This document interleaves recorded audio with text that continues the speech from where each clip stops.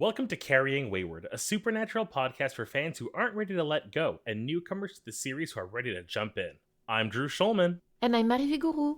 In this episode, we're diving into Supernatural Season 8, Episode 4, Bitten. Let's get this show on the road.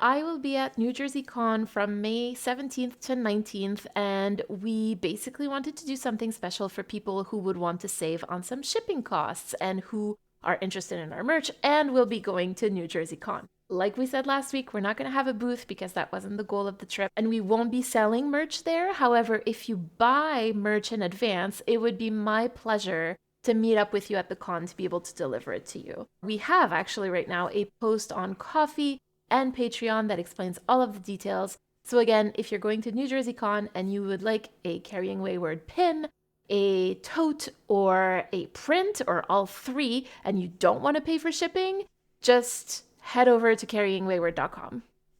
And if you're like me and you are not going to New Jersey Con, we can just be jealous together. I'm so excited for you, but I'm so jealous. Like, I love going to cons and like the opportunity to meet more people and like just be, I don't want to take it away from you, but I'm so jealous I can't be going with you.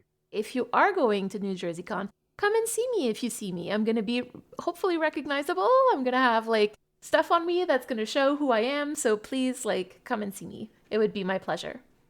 I'm just picturing like that cartoon style, like big neon sign, like Genie from Aladdin with like this arrow pointing at you, just like floating around. That honestly sounds like a nightmare, just saying. Real hard to miss. This week, patrons and coffee supporters got to hear us answer the question, have you ever made or acted in an indie movie, for school or otherwise, on the supporter-exclusive Impala Talk feed. You can go to carryingwayward.com to support us and claim your perks. What did we think of this episode? This was a bit of a departure, wasn't it? Right away, reminiscent of our Ghostfacers episode. We're seeing it through the eye of a third party, and Sam and Dean are very ancillary to the story. Like, it's their story, but they're really not the focus. They're just in it. I would actually argue that it's not their story. They are but like passengers or secondary characters in this particular story. I think they more often play the butt of a joke to them than anything else in this episode, which is very fun. Oh, we'll talk about that. It was such a weird departure that I kind of like really got to enjoy it more than I expected. I like the fact that the episode's called Bitten, and at no point did I assume vampires. I just totally like not even like, nope, that's too on the nose. It could not be that. That's really funny. Do you want to give us a recap of this episode before we get started? Count me down. 3, 2, 1, Lord of the Flies. We have what looks to be some sort of like home video project, some kids in school working with their really high-tech, up-to-date cameras that look like they are out of a Goodwill today. One of them goes off into the woods and gets bitten by something and now has super strength and it healed right away. And then we find out later that he ripped out some dude's heart that was like, you know, a shitty bully, but not like we're condoning murdering shitty bullies, but I mean, shitty bully. The friend Brian is all like, bite me too. I want to be super cool. He also weirdly has a thing for Mike's girlfriend, even though he liked her first. And it's a really weird, like, love triangle thing we'll get into. But then he confronts the teacher who actually bit Mike in the first place and essentially, like, outs him and lets Sam and Dean lead Sam and Dean to killing him. But he gets bitten also. And then they get into a werewolf fight where Mike gets killed and then Kate gets bitten, which is super fucked up. She kills and gets away and leaves like the footage for Sam and Dean, which is what we're seeing. We kind of get to see like what they miss from the point of view of these kids' time.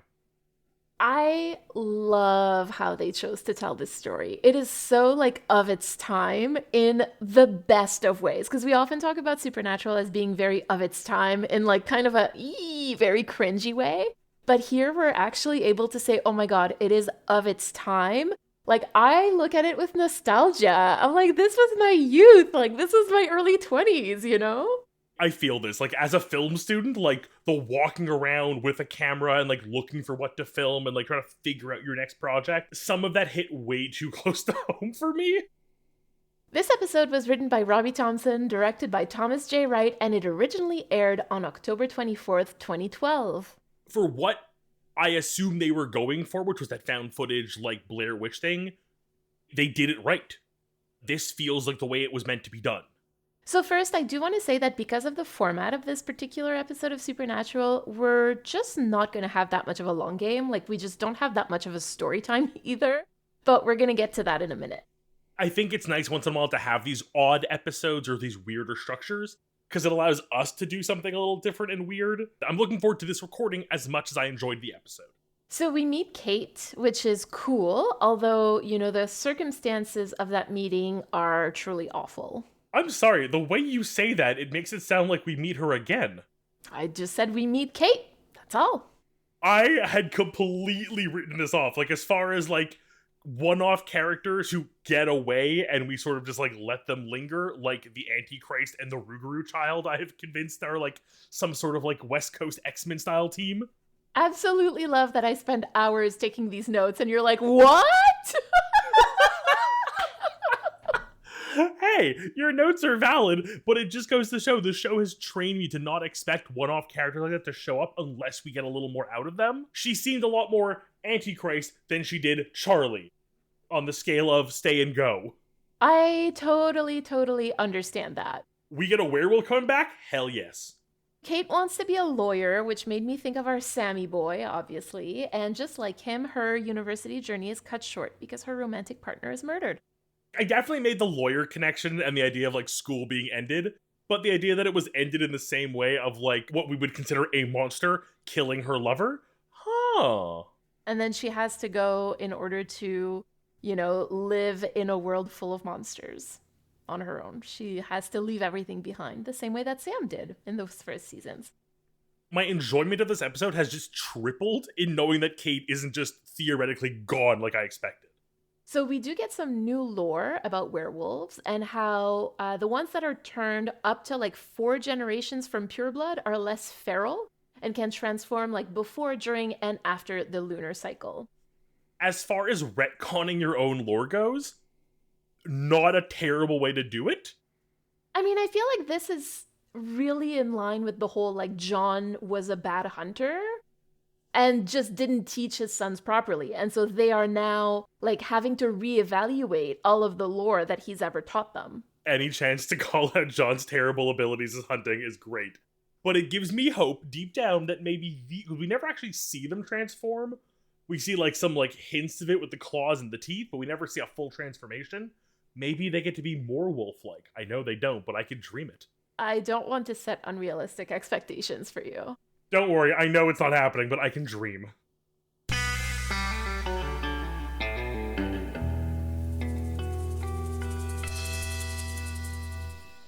This week, our theme is media references. Now again, because of the format of this episode, we kind of had to make some changes to like our own format. We have like so little background info on like Kate, Michael, and Brian. This would have been like a really short story time. So we figured that we would use this time to talk about like the different media references that are made in this episode, whether it's like movies, TV, or books, and talk about how those references speak to the story that this episode is telling. This is me being a little cheeky here, but I really want us to notice that this was written by Robbie Thompson, who would also go on to be the showrunner for the Winchesters, right? So like this is something that he does, that he uses existing pieces of media and pop culture in order to tell part of the story. This idea of like grabbing references to previous media and using those to emphasize the story is like very present in the Winchesters particularly. I mean, also just in general, like the way Dean is written, I know Sam dabbles in it a bit as well, but they are, as we've discussed in the past, 2 boys who were very much raised by television when John wasn't around, so they have a lot of media references themselves, so the show is already like lightly littered with them, so to kind of go into a focus of how the show can use them to their advantage is great. Full disclosure, we know that we're probably going to be missing a bunch of them, so send us voicemails to let us know what we missed and what you think that it says about this episode. So first off, let's get this out of the way. Like the filming and the editing style of this episode is what we call found footage. Now, I had no idea just like how many movies actually use this style, Like the ones that came to my mind immediately were like Cloverfield from 2008 and The Blair Witch Project from 1999. Tiny little bit of background on that. Even though other films had used this before, The Blair Witch Project is really the movie that made this style as popular and as known as it is today, or especially like as popular as it was like in the early 2000s, I would say. That was a thing, capital T. And so when I search for found footage movies, I sort of would guesstimate that about 99.9% of them were horror movies. And if we go back even pre-filmmaking time, there are some novels that were also written in a similar style, and a lot of the time it's like characters writing letters to each other. Think like Dracula by Bram Stoker, think Frankenstein by Mary Shelley, and think The Call of Cthulhu by H.P. Lovecraft. So again, these are all horror novels, and so to kind of circle back to like what this media reference says about the story, well, it's pretty simple, but it's that it's a horror story. And like the found footage style lets us know that from the get-go, right? So it tells us immediately this is going to be a horror story. I think the reason it's so prevalent in horror is like by default it obscures the story. Like suddenly nothing is to be trusted because it's no longer a filmmaker telling us a story in the third person. It's one of the characters in the world who is prone to mistakes or their own whims. It brings the unreliable narrator into the spotlight. The same goes for the written perspective of letters or a journal, perhaps. Horror and suspense do their best work when we as an audience are left as much in the dark and forced to imagine what is in the unknown than when it's baked into the medium of the story.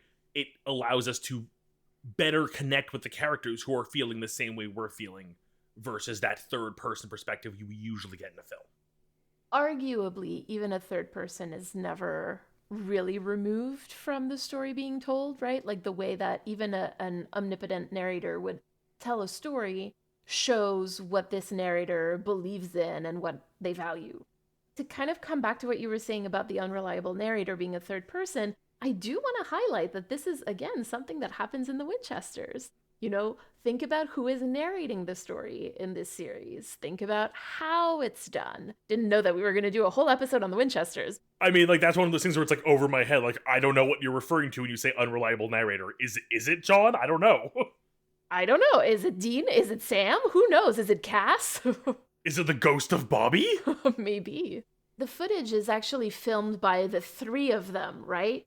And I think that that is different from, like, your typical found footage thing, which is usually one person's point of view. Even in the Ghost Facers, it was like just a couple of people filming, not everybody necessarily, right? Some of them had cameras. This is a little bit different than what we've seen before. Also, I guess at that point, we have to assume that Kate put some level of editing towards all of it. Like, she's the one who sat down with all the footage and made something. It raises the question, one, of how much did she cut? Or is there any bias because of that?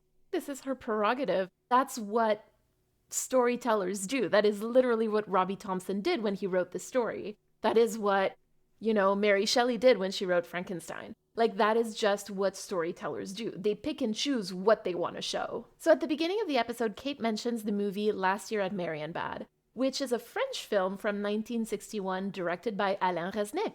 Now, this caught my attention because Supernatural, like you were mentioning earlier, is really famous for making these like off-the-cuff pop culture references, especially through Dean.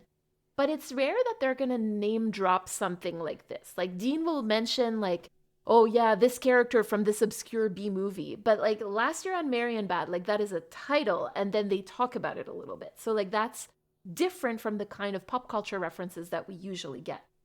Why would you choose this film of all films? I'm assuming you'll have an answer. So here they're name dropping a movie for what at the time would have been like a 50-year-old movie. And so my spidey senses kind of like tingled. See, I'm also making references. So like there's a lot to be said about this movie, especially if we start analyzing it through a modern lens. But like at a baseline, it's a love triangle. And I use love quite loosely, again, due to our modern context, because if I read the plot description from Wikipedia, and I did edit it for brevity and for clarity, in a hotel populated by wealthy individuals and couples who socialize with each other, a man approaches a woman and claims that they met the year before at a similar resort and had a romantic relationship, but she responded to his request to run away together by asking him to wait a year, which has now elapsed. The woman insists that she has never met the man, so he proceeds to attempt to remind her of their shared past while she rebuffs him and contradicts his account. Between interactions with the woman, a second man, who may be the woman's husband, asserts his dominance over the first man by repeatedly beating him at a mathematical game. I swear this is in the plot. Through ambiguous flashbacks and disorienting shifts in time and location, the film explores the relationships between the three characters. At the end of the film, the woman leaves the hotel with the first man. Part of me now really wants to see this, both for, like, what would lead her to leave this supposed possible husband for this stranger she claimed she didn't know a year ago. And what is this mathematical game? Like, I picture just two men in, like, these brilliant suits and, like, a 50-year-old, like, I don't know why I went Victorian, doing Sudokus. This, to me, feels very White Lotus, if for those who have watched it. White Lotus is a series that is only a couple years old, right? So this did not exist at the time, but I'm like, this feels like White Lotus kind of fits in the same category. So there's a couple of things that I'd sort of like to focus on. And the first being the storytelling style of that particular movie, which is said to be like ambiguous and disorienting, just like this episode, like we talked about before. There's like this quote unquote love triangle, which is also pretty prominent in this episode. Although, is it really a love triangle if it's a couple with a third person obsessing over one person in the couple? Then the other thing that I want to highlight here is how this episode actually subverted the expectations that were set by the plot of this movie by having Kate not leave with Brian. Because when we talked about found footage earlier, we said that it set the tone for the genre of the story. So it would have made sense to think like, oh, they're taking inspiration from Last Year at Marion Bad. Kate is going to end up with Brian. And like, I just want to say thank you to Robbie Thompson for not doing that. Like, thank you for knowing better, for doing better, like we talked about last week. And to quote Lady Gaga, I don't believe in the glorification of murder. I do believe in the empowerment of women. I like that the theme continues here in, like, obscuring the truth from the audience. Like, we get to set up of comparing this episode to this classic film, only, as you said, to subvert the expectations regarding the outcome. However, I think the love triangle does this too, as, yes, it's Mike and Kate with the third wheel / obsessive Brian, but it seems like a true triangle to me in the sense that while Brian is obsessed and, air quotes, in love with Kate, Kate loves Mike, and Mike has, like, an extreme affection and love and, like, attachment to Brian. And we even see it a bit in Brian towards Mike when it comes to, like, you know, stopping the teacher from basically using him as a scapegoat. I feel like it downplays Brian by saying his only connection to this is being obsessed with Kate. Whereas I think the, like, bromance or, like, somewhat of, like, a familial, almost brotherly relationship between Brian and Mike is very valuable as well. Now, the last thing that I wanted to mention here with regards to Last Year at Marion Bad is that basically that part where the men keep fighting at some kind of math game.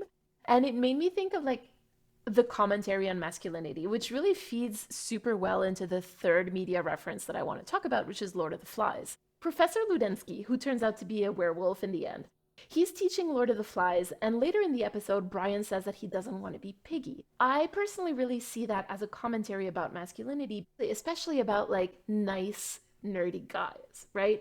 Like, Brian sees himself as, like, lesser than. He's lesser than Michael because he's not as good looking, he's not as charming, he doesn't get the girl. What he sees in all of those things is that he's less of a man. And so, in an attempt to make himself more of a man, he confronts Professor Ludensky and he has him bite him so that he can be a werewolf too, just like Michael. And he says, like, I did what you couldn't do. I'm protecting Kate. Brian leans really heavily into those, like, very toxic ideals of masculinity. And in the end, that's really the reason why things end up as they do. Like, Brian's bruised ego is the reason why Michael and Brian and arguably Professor Ludensky die. The idea of a story about someone trying to fill a role they feel they need to and taking the wrong lessons from it, i.e. needing to grow up into a big, strong, masculine, toxic man and become, as he has become, this toxic masculinity icon that he thinks is what he is supposed to be, is very telling. We know this because while it may be the theme of many stories, maybe even dabbled in over the past several seasons of Supernatural, hint, hint, nudge, nudge. It's something real, sadly. And that's where these stories come from, is they're taking real life things and putting them to paper and making you look at the example and realize it. This was also the time, I will remind folks because, oh my God, where there was a lot of Shakespeare plays that were adapted into teen movies. Okay? I feel ancient saying this. In my day, we watched Shakespeare movies. And so, again, like taking these like Western universal stories, like quote unquote, and putting them in a modern context is actually really useful for people to be able to understand them because sometimes like either the language is difficult, like it's just like it's not easy if especially if English is not your first language.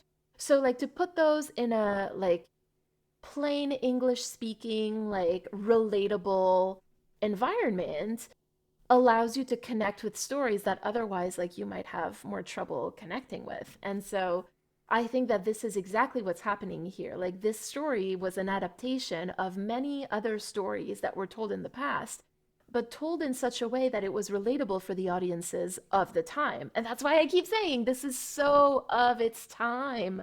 I feel like there's criticism of like, oh, there's no original stories anymore. But it's the taking of a story that has lost relevance through its age, but not its message, and being remade for a modern audience that allows us to not let these stories and these lessons die, and even be further adapted and grow and teach new lessons because of it. I love everything about this episode, like the clothes, the mason jars, like the film school students, like the iPod doc. Like it was just so good. It was all so good. I think even just Dean putting it back on the dock when he leaves was like very like the end of Breakfast Club. Like it really felt like the music coming over the end of the movie. Like this is the end. The music's playing us off now. It was like a really interesting like reversal. There's also some quick references in this episode. One of them to X-Men, when Kate and Brian and Michael are trying to guess like what it is that bit Michael, and Brian says, maybe a mutant bit you. I love this. It just builds up for me what kind of media they consume and the different layers of them. Like it's an easy way to help us understand our protagonists in this type of presentation. And again, like I think just the X-Men as a whole is such an incredibly deep like dive into like media understanding, like media literacy when it comes to the X-Men is like this huge weird bubble. Like we literally have they're relaunching the 1997 X-Men cartoon like follow-up now, and the number of people who are looking at this being like, oh, they've like ruined the X-Men by making them woke. And then it's just like, have you not watched the X-Men before this? And the entire message of inclusivity and everyone is different and that's okay, we should support each other and we shouldn't hate people for being different than us. They're looking for what made him different, not what the scary bad thing is. And the suggestion is a mutant or an X-Man, not that it's a bad thing, that it's just a thing, and what does that mean for the next steps? So I do want to highlight that the first X-Men movie came out in 2000, which is really close to Blair Witch in 1999. So we're really seeing like those movies that like clearly seem to have affected Robbie Thompson, which is really cool because they're like the same movies that I really loved. I want a movie night with Robbie. Like, I'm down. What are we watching, Robbie? Come on over. I'll make popcorn. There's also a bit of a long-running reference to X-Files, which I was super excited. And like it sort of made me realize that if I hadn't watched it, thanks to Chris and Jeremy from Non-Human Biologics, I just wouldn't have caught it. Like I sort of caught it when I first watched it. Well, the first very few times that I watched Supernatural, I didn't really catch it. Like it was there, but I didn't really get it. Because at that moment, Kate goes, well, maybe you got bit by an alien. That would explain the FBI. Like, that is a direct reference to Mulder and Scully. And then later in the episode, Michael goes, is it just me or are you getting a workplace romance vibe from those two? About 17, which, like, we won't go into that pairing, but, like, that is also a direct reference to Mulder and Scully. And then, like, they even refer to the X-Files by name when Brian asks if Michael is an X-File because the FBI is looking for what bit him. I knew it'd be a highlight for both of us. Even going as far as suggesting they might classify their case as an X-File was even better because it begins to blur the lines between fiction and nonfiction. Like, they aren't referring to these cases like an episode of the X-Files, but like an actual X-File the FBI might investigate, that like the real life people of this world would consider real. Are you saying that the X-Files are not real? Let me get my mind-wiping device. Enter Man in Black. But it does start to show us that like there's a line between fiction and reality, for Brian at least, that may be thinner for him than for others. And that I think also relates to the way he connected to Lord of the Flies and seeing himself in Piggy, in that he had to make these changes because he felt so directly linked to a character that his own line between real and fiction began to blur a bit. I think there is an image of the nerdy type of character that has been portrayed a lot in earlier media, like pre-2010s, of this like level of escapism in this kind of media where like the reason nerds love Superman is because they want to be the hero who gets the girl. I'm not saying that is true. I'm saying it's a perception I think that people projected onto nerdier people. So to have a character who feels like he is the second fiddle to Mike, he wants to be the main character. He doesn't want to be the Piggy of the story. He wants to be the leader of the story. And if he can't be the leader, he can at least be co-leader with his best friend and best buddy. And then there's also a reference to Starsky and Hutch and Rizzolian Isles. The Starsky and Hutch one I caught for sure, and I think it's always a fun little thing of like whenever you refer to two characters as like the Starsky and Hutch or the Dana and Scully, of like which one's which. There were just so many little Easter eggs in this episode, and as we said at the top of the episode, I'm sure we've missed a few we'd love to know more about them.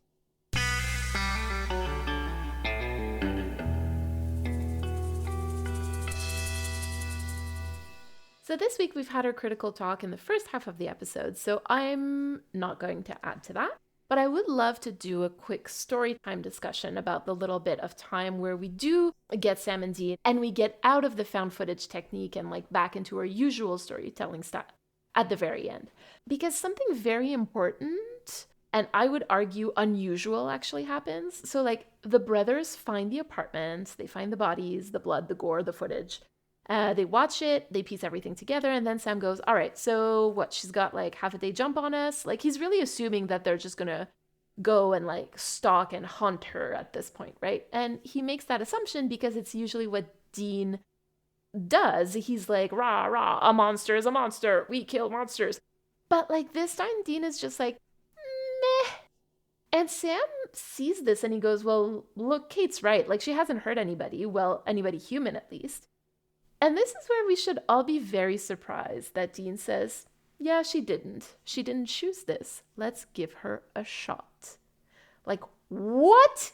Who are you and what have you done with Dean Winchester? Like, Sam is also surprised by this because, it's not just me, right? Like, Sam is also surprised. 1000%. I was with you on that one of like, wait, what? Dean's just like cool with this suddenly? I wonder if it has to do with any monsters he's encountered recently and maybe got a little friendly with. And this is really what I want to talk about because, like you said, what has happened in Dean's life recently that would make him more understanding towards monsters? Like, is there someone new in his life that could possibly soften the hard lines that Dean has historically drawn about who is a monster and who is not? And of course, I'm being facetious here. But I would like to point us toward Benny, because it seems like knowing Benny has humanized monsters for Dean quite a bit. And again, it seems like Dean is drawing parallels between Benny and Kate. And poor Kate, like all she ever did was be in love with a boy. And now I know that you don't see Benny as a love interest for Dean, but I think that all poor Benny ever did was be in love with a boy. With each passing episode, albeit not today's per se, but our conversation, I'm definitely seeing the Benny love Dean thing. I just still see Dean too hung up on Cass to reciprocate it. Okay. All right. Cool. It very much feels like a love triangle, where there is clearly a couple and a third one who's obsessed with one of the two. Oh, you have no idea what you just said. Sweet summer child. I want to see more of Benny. I don't know what it means, but I want to see more of him. Before we move on, if we do see Benny and Kate as mirrors for one another, then what do we make of Sam saying, and look, if Kate pops back up, if she strays, then no questions asked. We do what we gotta do and we take her down. Foreshadowing much? I very much assume the introduction of Benny to Sam will be through the guise of, like, wait, don't kill him, he's a good guy, I promise, from Dean. Which I think opens up 1,000 directions my mind wants to spiral in. And depending how far back in past interactions we're willing to dig into, we'll have to save that conversation for another day.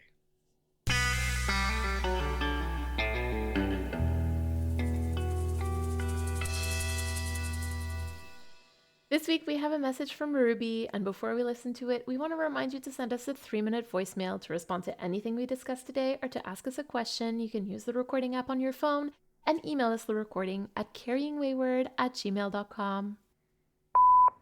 Hey, this is Ruby. I was just getting into episode 15, The Benders, and I have some thoughts that I figure I would put in here too, because I think it's something I'm always interested in discussing with people when I talk about this episode and this season in general, and I figured I would share it with you.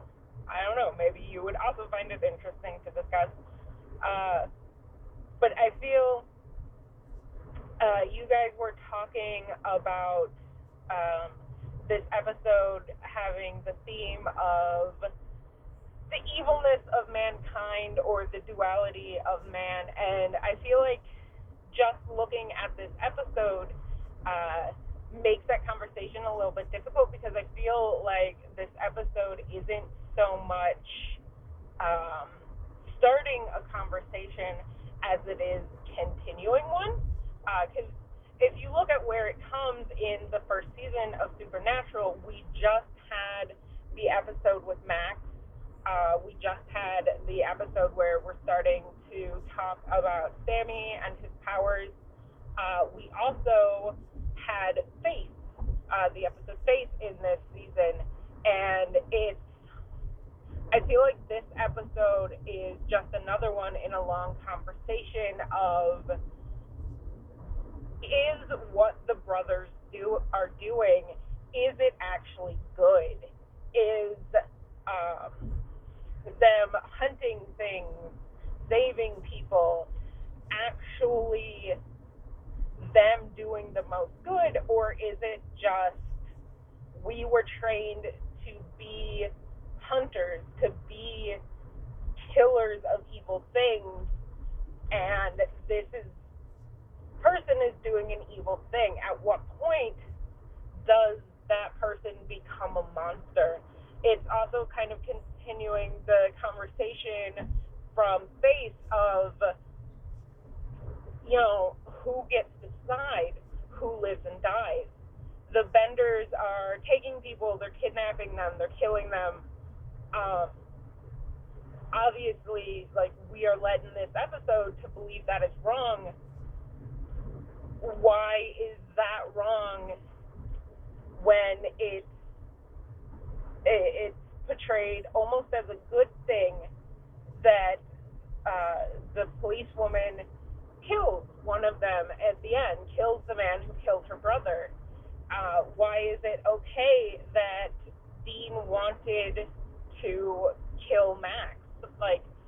At what point do the brothers stop being heroes and start being monsters if the people that they're hunting are just that, people? They're just people doing bad things. How many bad things does it take to balance the scale, and can it be balanced in that way?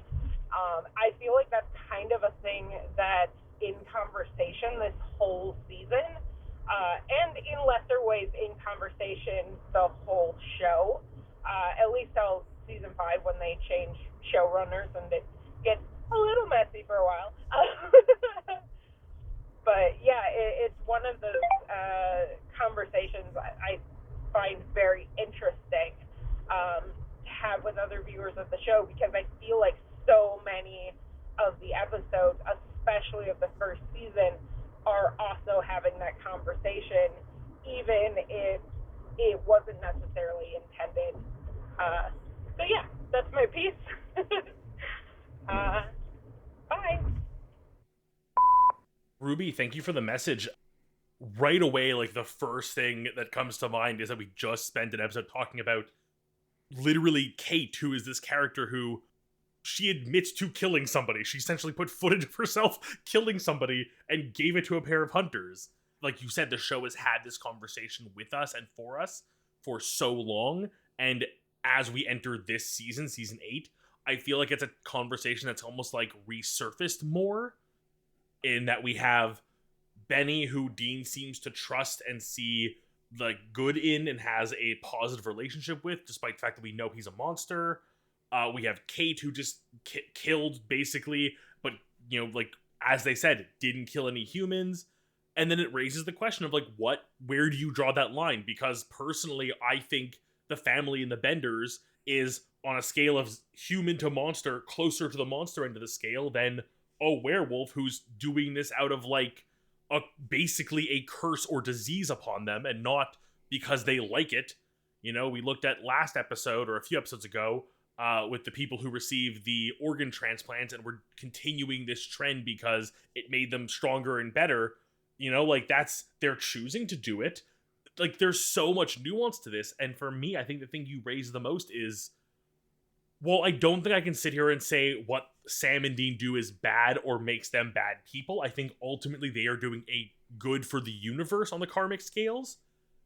It really does come down to like, when does it just become like, okay, this is a murderer the cops won't catch and we know he's murdering people, let's go kill him too. Like, where do you draw that line between judge, jury, and executioner? Which I think is like, I'll be honest, a question that is too big for me to answer right this second, but definitely something that the show does want us to consider when it comes to a family like the Benders, who are not supernatural beings, but as monstrous as many of the things we've seen before. I definitely see things differently because I see the family in the Benders as also a commentary on class. They're poor, right? They have no money. They have no access to resources, to society. They've been ostracized. And so they're quite isolated. There's a commentary there about like poor people, particularly in the United States, because this is in a very American context, but arguably in other Western countries as well, about like the inhumanity of poor people and people of lower class. And that really disturbs me. And I think that even people who do monstrous things deserve due process and deserve justice, not just revenge. So starting from there, this is why I'm always very outspoken whenever I find that in the seasons that are going to come, when Dean does things that I'm like, that is not just. What you're doing is not just. You are justifying it through your own value system, kind of like a vigilante. However, like what you are doing is not just. We saw a lot of that, Ruby. You're absolutely right with Sam in season 4 when he's like doing all of the things to like, you know, it's for the greater good, it's for the greater good. And then he ends up, you know, the road to hell is paved with good intentions. Like this is exactly what's going on. And I think that there's in the whole series kind of a commentary on that as well, where, you know, one thing a monster doesn't make, however, a pattern of behavior is where you can start using that word, I think anyway. And this is why, like, I know that, you know, this is kind of a taboo thing to say, but like, I'm not sure that I really call the brothers heroes, because I think that a lot of their means are the means that they use to get to their ends are very questionable sometimes. Again, I feel like sometimes people who, especially, and again, I'm going to talk about Dean because from now on, like, there's a much bigger emphasis on Dean, but like, there's like a difficulty in being critical of Dean's actions sometimes. It's as if when you say that he does a bad action, that people assume that you say he's a bad person. I mean, I think that that comes from projection and whatever. I love this conversation, Ruby. Thank you so much for starting it with us. And that is a conversation that we will be continuing all the way until season 15.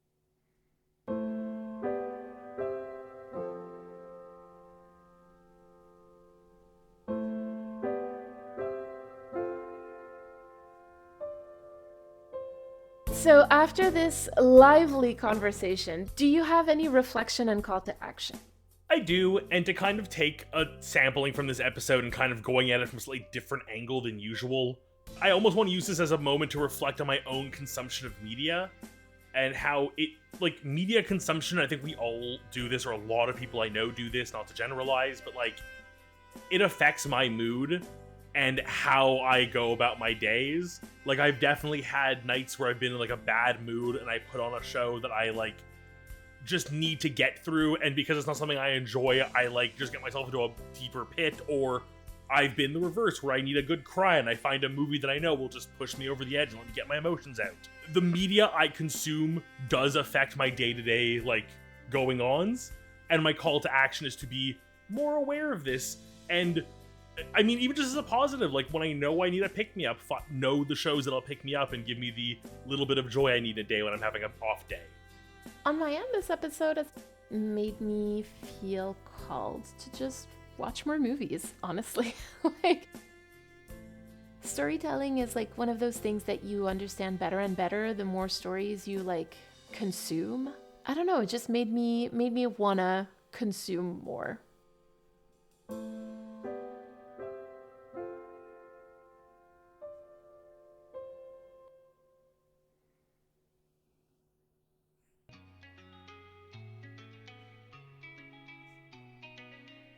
This was Carrying Wayward, a supernatural podcast produced by Rochelle Castellano, hosted by Marie Vigouroux and myself, Drew Schulman.